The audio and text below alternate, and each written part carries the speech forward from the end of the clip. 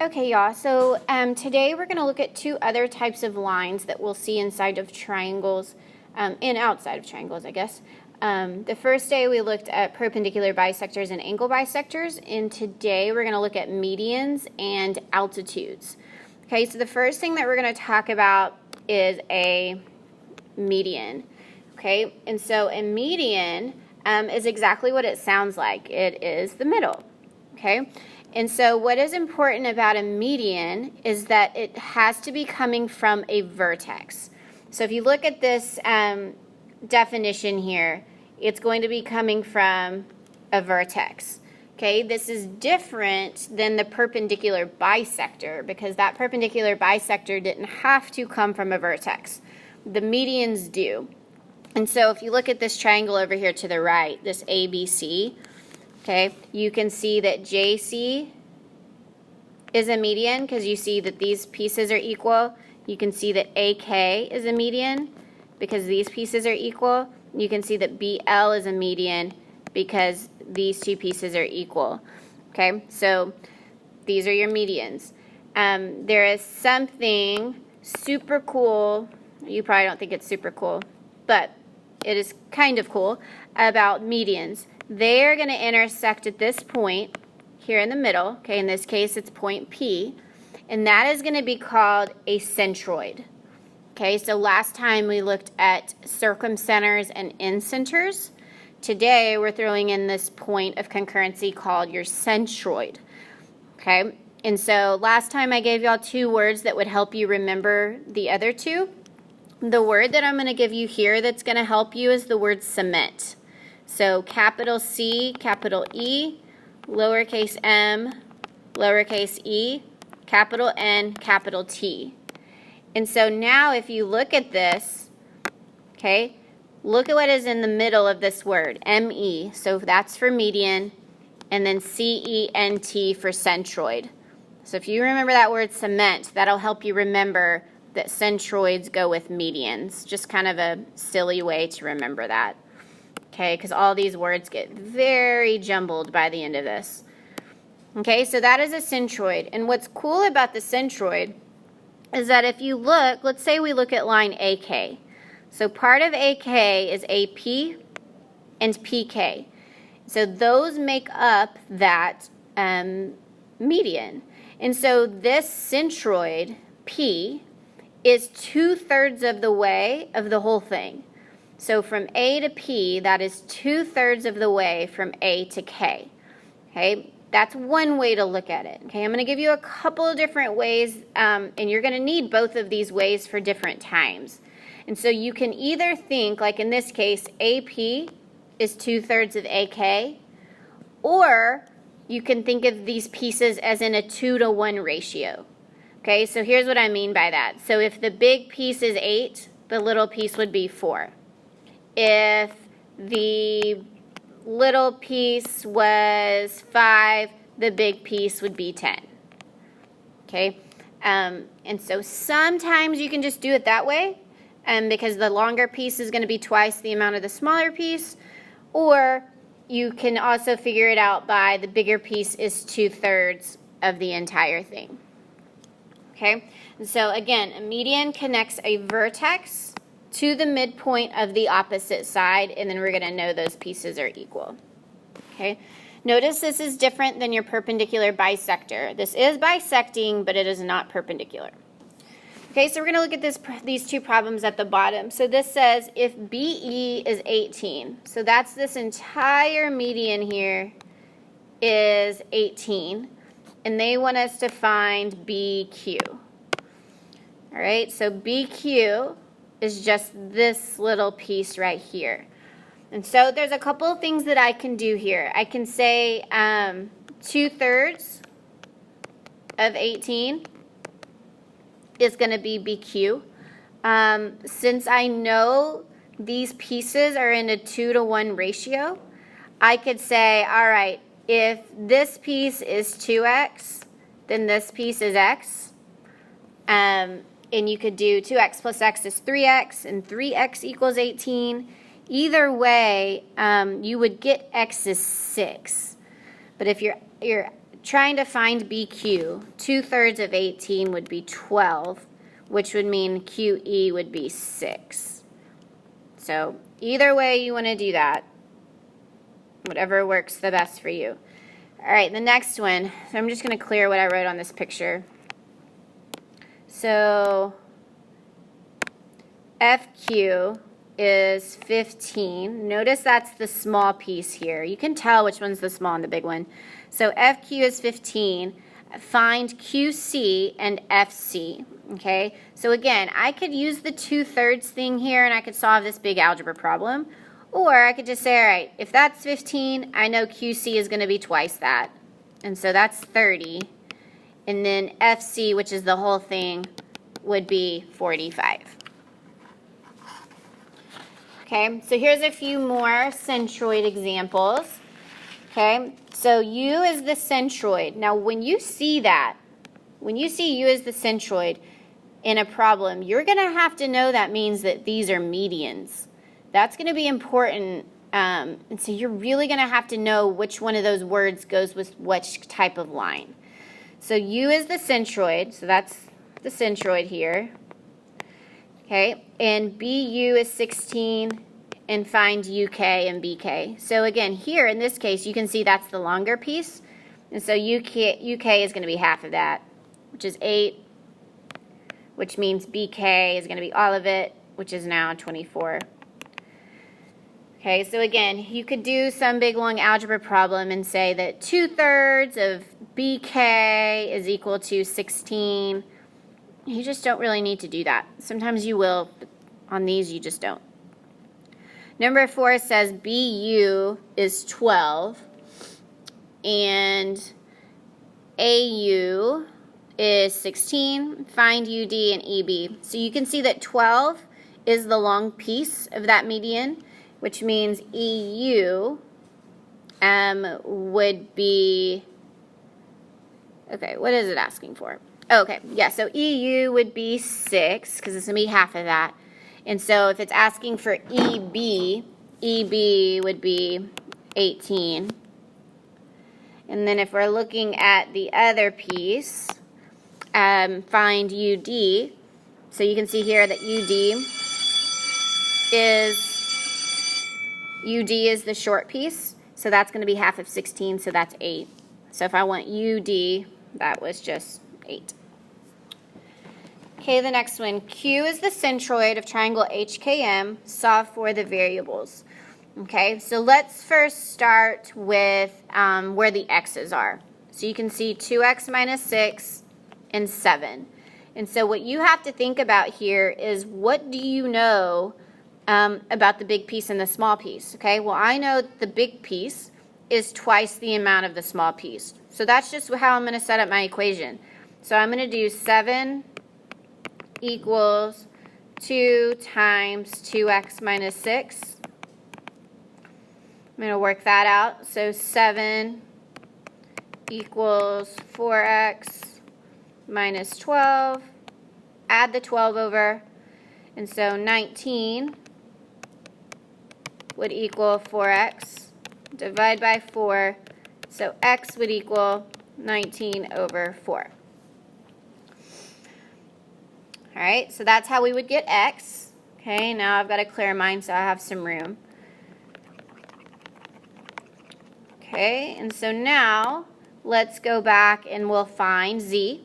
So I know that 2z is half of 4. And so I could just do 2z equals 2. Divide by 2, and z would equal 1. So that one is pretty simple. All right, and then y. I know in this case y, you can see that's our long piece here. And so that's going to be twice the amount of 3. So y is just 6. No work to do there. All right, number 6. If segment AD is a median, so right there you have to understand what that is telling you. So if AD is a median, that means that this piece, BC, is being cut in half. And they're telling us that CD is x squared minus x, and AD is 2x plus 1, and dB is 3 minus x squared. So obviously there's some unneeded information here. So I'm going to set these two pieces of information equal to each other. The x squared minus x equals 3 minus x squared. Okay, and I'm actually going to go above it and work it out a little bit above it so I have some more room. So I'm going to say x squared minus x equals 3 minus x squared. Okay, I can see those x squareds, which means unfortunately we're probably going to need to factor. And so I'm going to add x squared over here. Okay, I also need to get this 3 on the left side. And so what we have now is x squared 2x squared. Sorry, this pen's messing up. 2x squared minus x minus 3. Oh, there we go. Okay, and that's going to be equal to 0. And now I can factor this. So I'm going to need two factors that multiply to be -6 and add to be -1. All right, those will be -3 and 2. Notice that I do have a number in front of the x squared here, and so I cannot do a shortcut here. I'm actually going to have to do grouping. And so I'm going to break that middle x apart. So I'm going to have 2x squared minus 3x plus 2x minus 3 equals 0. And from here, I'm going to group. It's a good little factoring review here. So this first group has an x in common. If I take that out, that's 2x minus 3. Second group has only 1 in common, and that leaves me with 2x minus 3.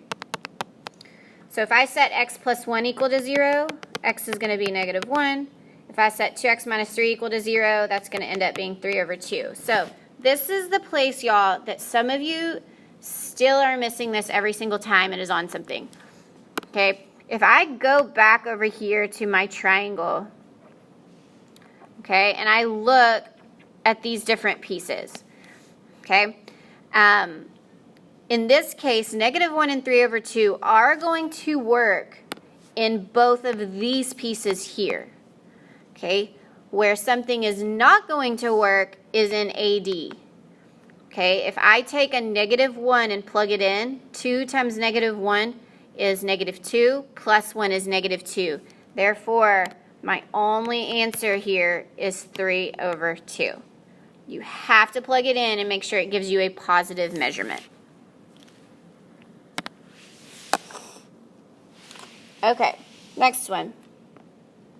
So a magician plans to balance a triangular piece of glass on the tip of a sword. When the triangle is placed on a coordinate plane, its vertices are located at 110, 5095. What are the coordinates of the center of gravity? Okay, when it asks for the center of gravity, that is asking for a centroid. So this problem is asking me to find the centroid. Okay, and then you have to understand, what does centroid mean? That means I need to have medians. Okay, and so I'm just going to blow this up a little bit so I can graph this a little bit better. So I'm going to have 110, whoops. So 110 is way up here. And that's, they don't give me letters. And then 50, and then 9, 5.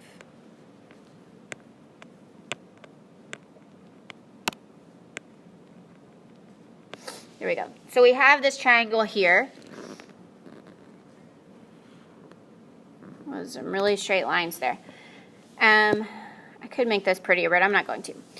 And so what you would need to do is figure out the centroid. And so a couple ways you can do this. So I could take this point and this point, and I could figure out the median or the midpoint of that. And then I could take other 2 points. So I could take this point and find the middle of that. And then I could take the last 2 points, this point, and find the middle of that, and draw in my medians. and wherever those medians cross, that is going to be your centroid. And so just to save a little bit of time here, I'll just tell you that this is going to look like something like this. So I have this median, I will have this median, and I will have this median, and they will cross right here, which is at 5, 5. And so I just found the centroid.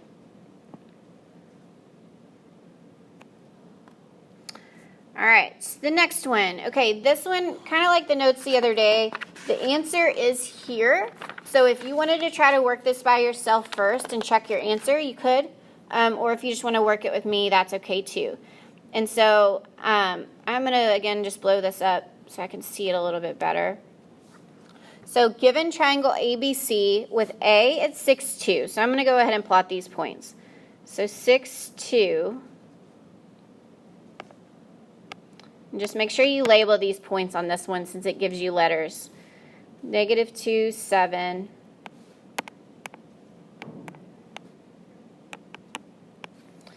And -1, -1.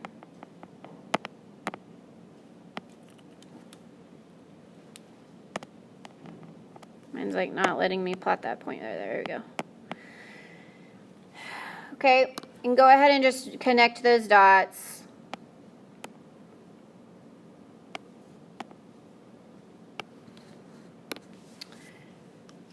Okay, and so we have this triangle on here now, and it's saying that it wants the equation of the median of AD.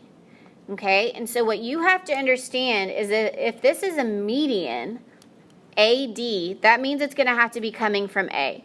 And so I don't know exactly where this is going to cross yet, but I know I'm just going to kind of draw in about what this line would look like. Okay, so it would be something like that. Okay, because it's going to be in the middle, it's going to hit in the middle. Okay, and so what we need to do is we need to figure out where that is going to hit in the middle of BC. And so first, what we're going to do is we're going to figure out the midpoint of BC. And so I'm going to figure out midpoint would be add my x's together. So I'm looking at B and C here. So that's going to be -2 plus -1 over 2, and 7 plus -1 over 2. So -2 plus -1 is -3 over 2. So that's just going to stay as -3 over 2. And then 7 plus -1 is 6 over 2 is 3. And so this point right here where they are crossing is at -3 over 2, 3. Okay, now think back, we want to get the equation for that line, okay? And so I want the equation for AD. Okay, well what other, to be able to write an equation, we need a slope and a point.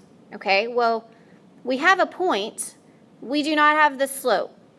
And so now that I know exactly where that is, I could plot it. The problem is it's at a fraction, right? And so what I need to do is I need to take point A, which is 6, 2, and I need to figure out what the slope of this line is. Okay, I just can't know for sure by just looking at the picture. And so I'm going to use the slope formula to find the slope. So that'll be 2 minus 3 over 6 minus a -3 over 2. So I'm going to change that as plus 3 over 2. So 2 minus 3 is -1, and 6 plus 3 over 2. I'm just going to leave that as 7.5 right now.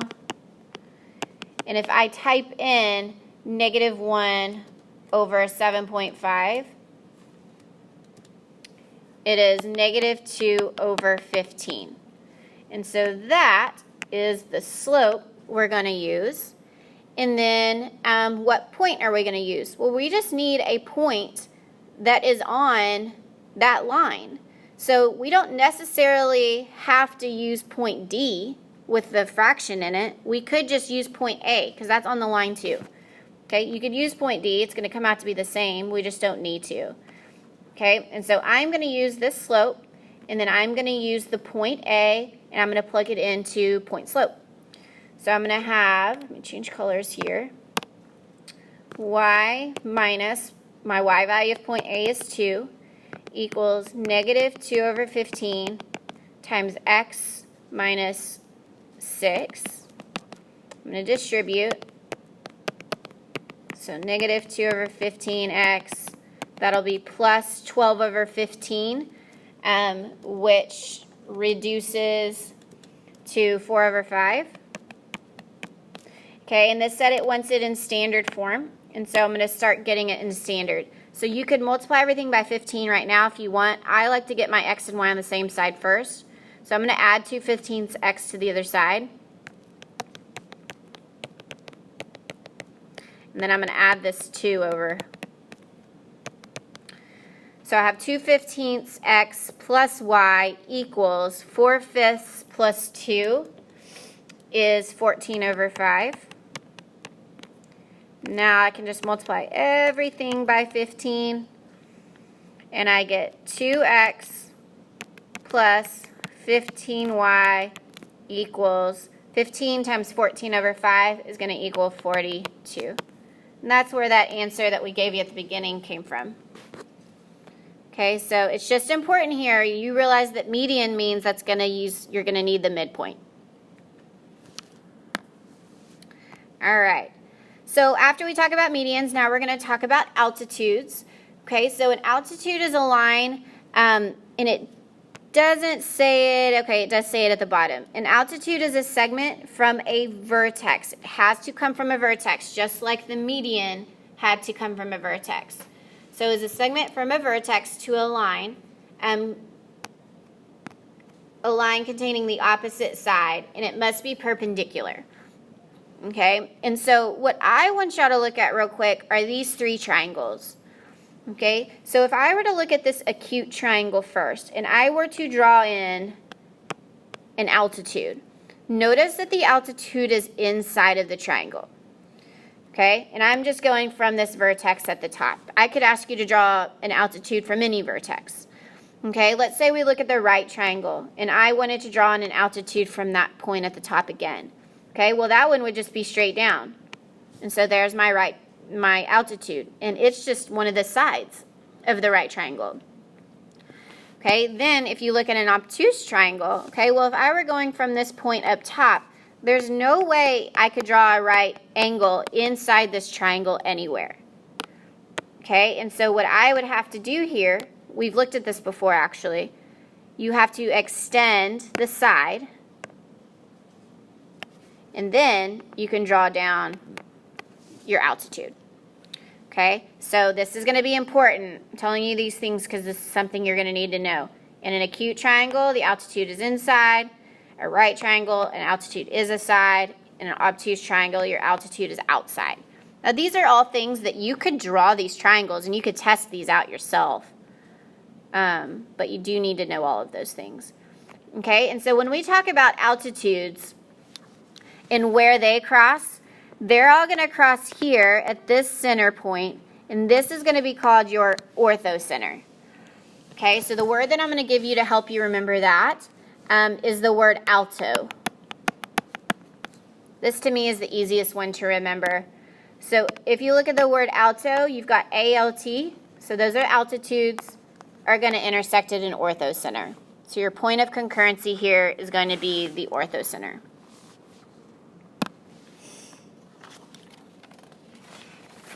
Okay, so now just a couple of examples here. So it says segment JM is an altitude. Okay, so when I read that, the first thing I need to think of is, what does an altitude mean? Okay, that means that these are going to be right angles here. Okay, and then it says that PK is a median. Okay, well, what does that mean? That means that JK is going to equal KL. Okay, and then it comes back and it says that JMP, so JMP, this angle right here, is 3x minus 6, JK is 3y minus 2, and LK is 5y minus 8. Okay, and so we're just going to set these problems up. I'm going to save some time and not work them all the way out. If you want to work them out, just pause the video. So what do we know about those two pieces that have the y's on them? Okay, we know those are equal. So I would have 3y minus 2 equals 5y minus 8, and I would solve that. Okay, and then what do we know about this angle 3x minus 6? We know that that is a right angle. So 3x minus 6 would equal 90, and you would solve that from there. Okay, this next one says segment BD is an altitude. So immediately I think of the definition of an altitude. That means these are going to be right angles. Okay, and then they give me all this, a ton of information. So angle A is 34. ABD is 5x plus 1. Angle C is 2y plus 9. And CBD is 2x plus 20. Okay, and we have to figure out how to find x here and y. And so here, I'm going to do, I could try to find y first, but you're going to see just like you don't have enough information yet. Okay, but I do have enough information to find x because I can figure out what this angle right here needs to measure because I know I have a 90 and a 34. And so when I do 180 minus 90 minus 34, this angle needs to equal 56.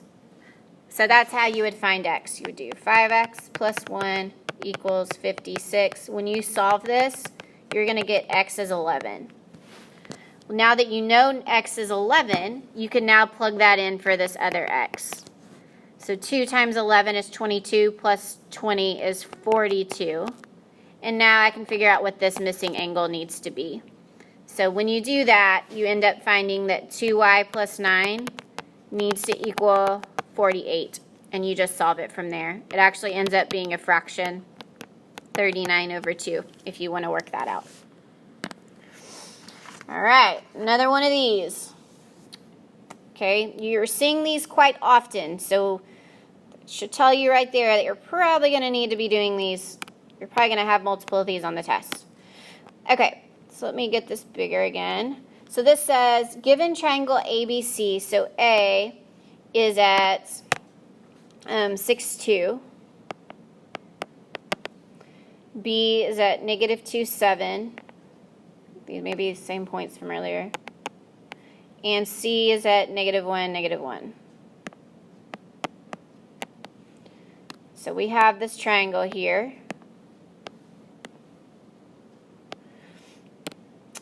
And we want to get the equation of the altitude BD, okay, which means it's going to be coming from B. So if I were just to kind of sketch in an altitude, it would look something like, probably not so weird like that, okay, but it would look something like that. So if we want the equation of that line, okay, there's a couple of things we need to know. Well, for an equation, what do we need? We need a point and a slope, right? Okay, well, we know one point on that line. We know B already, so we're good there. We just need to get the slope. And so what you have to understand is that if these two lines here, if that's at 90 degrees, then these two lines are perpendicular. Well, can we find the slope of A? Yeah, we can. And so here on this one, I would probably just do rise over run because you do have nice points here. And so if you do rise over run, you get a slope of AC as 1, 2, 3 over 1, 2, 3, 4, 5, 6, 7. So 3 over 7. So AC slope is 3 over 7. So the slope of BD would be the opposite reciprocal of that, which would be negative 7 over 3. And so now you take your point, which we can just use that point from B. So negative 2, 7. And I'm going to take my new slope, and I'm going to write my equation. So I'll have y minus 7 equals negative 7 over 3 times x. That'll change to plus 2. And then I'm just going to work this out. So y minus 7 equals negative 7 over 3x minus, that would be 14 over 3. Again, I like to go ahead and get my x to the other side. So I'm going to add 7 over 3x over here. My handwriting's really good. I'm going to go ahead and add this 7 over here also. When you do negative 14 over 3 plus 7, that comes out to be 7 over 3. Now if we multiply everything by 3, you'll get 7x plus 3y equals 7. There we go. We may not always ask for it in standard form, but this is just, that's as hard as that kind of question would be taking it all the way to standard. Okay, this last slide is just a summary over all of this. And so this is a good place to go back to when you're doing your homework. The last thing I'm going to say is just a reminder over those 4 words that would help you remember these 4 different things. Let me start with the easiest one, I think, and that's orthocenter. And so the word that I gave y'all to remember that was alto. Okay, so remember, this is when you have altitudes that are intersecting, they make an orthocenter. Okay. Then let's come over here to centroid. So the word that I gave you for that was cement. And I wrote it like this so that you could see that ME in the middle. And so this is when you have medians. They intersect at a centroid. Okay, then let's come up here to incenter. The word I gave you for that was cabin. Okay, and again, I'm capitalizing these letters on purpose because the C doesn't matter here. But AB stands for angle bisectors. They intersect at an incenter. Okay, and then you've got circumcenter over here. The word I gave y'all here was public. And again, I'm just capitalizing the letters that matter. So PBC, perpendicular bisector, has a circumcenter. So if you can remember those 4 words, I think it would just help you out a lot. But make sure you also remember these other types of properties within these.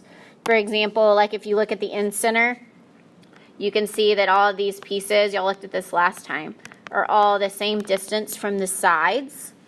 If you look at the circumcenter, they're all the same distances from the vertices. And so you do still need to know those types of things for all of this.